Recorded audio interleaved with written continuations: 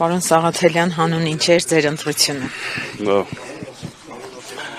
Հանուն Հայաստանի, հանուն կայունության, անվտանգության եւ զարգացման։ Ինչ սպասելիքներ կան, ինչ եք սպասում, ինչ է լինելու։ Սպասում եմ, որ հունիսի 7-ը մեր ժողովրդի պատմության մեջ կարա լինի բեկումնային եւ այսօր մեր ժողովուրդը հնարավորություն ունի լիարժեք փակելու այս ամոթի խայտառակության էջը եւ բեկում մտցնի մեր ժողովրդի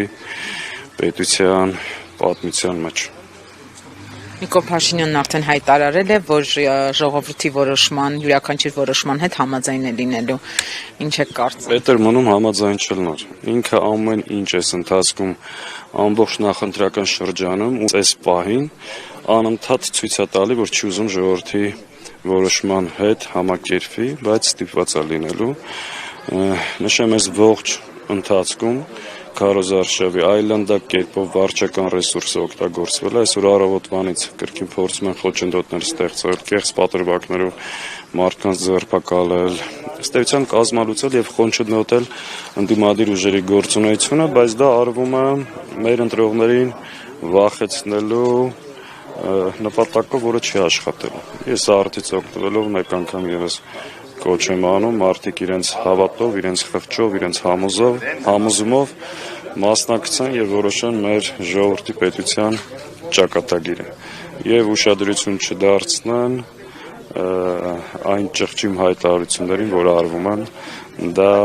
ինքնավստահությունը կորցրած, ժողովրդի աջակցությունը կորցրած իշխանության վարկագիծ է եւ հույս ունեմ այսօր երեկոյան մենք դրանում կհամոզվենք։ Մինչ այս պահը ընտրակեղծիքների հետ կապված արձագանքներ կան եւ ինչպես են, օրինակ, դուք մոտենում եք, մարդիկ մոտենում են, արձանագրում են։ Ընտրակեղծիքները երկու տարբերակով են իրականացնում։ Մեկ օրինակ, որ առավոտվանից կրկին սկսել են ձերբակալությունները, խոչընդոտելը, շտաբի պատասխանատուներին, կամավորներին, տարբեր հարցաքննություններ նեղել այս ճանապարհով, մյուսը արդեն դուք տեսնում եք լրատվամիջոցներում կան բաց քվեարկություններ եւ այլ, որը պրոբլեմատիկ է։ Սրանից բացի մենք արդից օգտվելով ասեմ, որ մտահոգություն ունենք կամ ենթադրություն ունենք ու որոշակի նաև տեղեկություն, որ տարբեր մարզերում ծառայություն իրականացնող ոստիկանության աշխատողները փորձ են անելու մեկից ավել տեղերում քվեարկել։